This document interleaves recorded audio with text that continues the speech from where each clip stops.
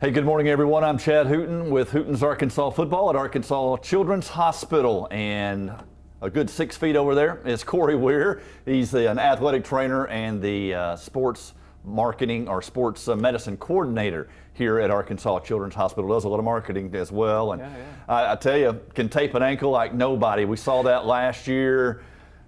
Fast, just nice, not too tight. Yeah, just saying right. Something about a guy that doesn't practice on the day. Not too tight, just right. And also, I just learned that Cory has a master's in sports psychology. Actually, it's not sports psychology, but I did my emphasis in sports psychology. That's fantastic. Yeah, this is an interesting topic for me. We're going to talk about mental health of athletes and in the next few minutes here. So Cory's the man to talk to about wrapping ankles and about mental health, and we're glad that you're watching this morning. And don't forget about Friday night. These guys do a great job at Arkansas Children's Hospital. Jonathan Elrod and this crew came up with that Friday night sports injury clinic idea a year ago. Pardon me? Yeah, it's fun. It's fun on Friday night. 10 to midnight. Yeah. You know, if someone gets injured on a Friday night, why wait? You shouldn't have to wait till Saturday morning or the following week to see a sports medicine specialist, and you can do that right after the injury on Friday nights from 10 to midnight. And if it's a high school or junior high, cheerleader, football player, where else would you take them other than Arkansas Children's Hospital? So, and their sports medicine department. But let's talk about, obviously we talk a lot about being physically fit and conditioning and strength and all of that. But how important is mental health? Obviously, in the classroom, it's big, but also in sports and in performance. Sure. You know, usually we're thinking about athletes and their mental health after a physical injury, you know, that occurs during sports. Now you have COVID. Yeah. And it makes it a little difficult because, you know, an athlete is typically trying to work through losing their position in sports, you know, and having to sit on the sideline and watch, going through the rehabilitation process. But what's different with it is they can actually stay with their team. You know, they may work with their athletic trainer, their physical therapist, have to go see their physician, but they're close to the team. They get to go to practice. You know, they're still around their teammates. With COVID, you know, the guidelines now are to isolate. Yeah. And so the athlete has to isolate themselves. So you add all of that loss of sport, you know, loss of status to, you know, a kid has to isolate now and isolate from even school. That just makes it difficult, more complicated. And it could be even for an entire season for some now. Is there a grieving, kind of like a grieving process? I mean, because, we all put our identity sometimes in things that we shouldn't. And for kids who spend so much time in sports, for a lot of them, it's, I'm the linebacker, and now that's gone forever. I mean, I can think about how I would deal with it, and I was all sports. I didn't really have any other hobbies, you know, other than, you know, spending time with my friends, which usually was associated with sports, or other athletes. And so, you know, I'm thinking, you know, when you go through that grieving stages, you know, I guess the theories on that is, you know, you go through a denial phase, you go through, you know, an anger phase, bargaining phase, depression phase, and then finally an acceptance phase. And it looks different for everybody. So, you know, there's some mental skills that one, you know, has, how they can cope, you know, how their confidence in their self, and maybe even in their status outside of sports. And so, you know, when you think about the landscape today, and you had to deal with COVID and something that you can't see, and you know you have to be isolated for some time. That we need each other, and so you need to check up on your friends. You need to coaches need to check up on their players. Athletic trainers need to check up on their student athletes that are out. You know, those things need to be, you know, made aware of.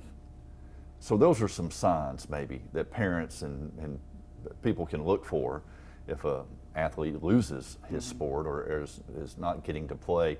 What are some things that parents or kids can do to kind of help themselves get through that, you think? As a sports psychologist, a guy with a master's in sports psychology. I'm not a sports psychologist, but you know, with my studies in that, relationships are key. And so, When a student is outside of their normal, social support, is finding new social support. Parents really having, honest conversations with their athletes and checking it on them. Coaches doing the same. Athletes checking on their friends, that are outside of it. And even though they can't be with one another in person, they can call and check up on them, and try to notice some of those warning signs, that someone may, be kind of losing interest, loss of appetite, fatigue, insomnia. Some of those things are signs and symptoms of depression, and maybe they're hung up on in the grieving stages in that area and need additional support. What if it's not them, but maybe their best buddy or, their top wide receiver that they like to throw to all the time? What if they're quarantined and they're not there? How can that affect them and the way they feel about the game? Obviously lose some confidence, and but how can that affect their performance? Sure, I think it can have a large effect on even how they enjoy the game, like you were saying. Yeah. Because like I said, we as humans are just so relational that you can have a lot of success, perceived success, but if you're not enjoying it, if you're not enjoying the success with the people that you enjoy, right, it's not really satisfying. And so you look at finding new ways to get people involved, even with the guidelines that are in place, and being creative. How does an athletic trainer like you check in on guys when they're quarantined and check and see how they're doing? Sure, we're used to seeing the kids that have a physical injury, right, and so face to face. Yeah, face to face, maybe even on the telephone, catching up with them. You usually grow those relationships. But what about the kids that have never been injured, that you don't have a prior relationship with? It makes it a little bit more difficult. But doing tele meetings, FaceTime, that sort of thing, just to catch up with them and just maybe have a conversation. It may not have to do with their health care. It just maybe be person to person. Just how you doing, checking in on you today, right? And just constantly checking in and checking up. Any other advice for parents of these guys or girls? Yeah, cheerleaders are being affected tough. too in volleyball. It's tough in this environment just because you want to play sports.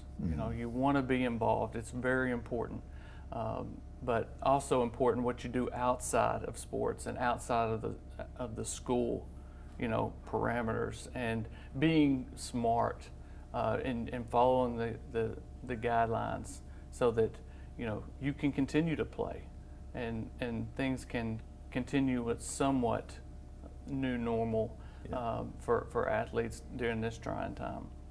That's good words. Cory Weir, athletic trainer, sports medicine coordinator here at Arkansas Children's Hospital, and obviously his studies in sports psychology has paid off for our conversation today. Cory, I appreciate it. Yeah, I didn't think it'd be like this, but it was fun. It was good job. And don't forget, Friday night they're here.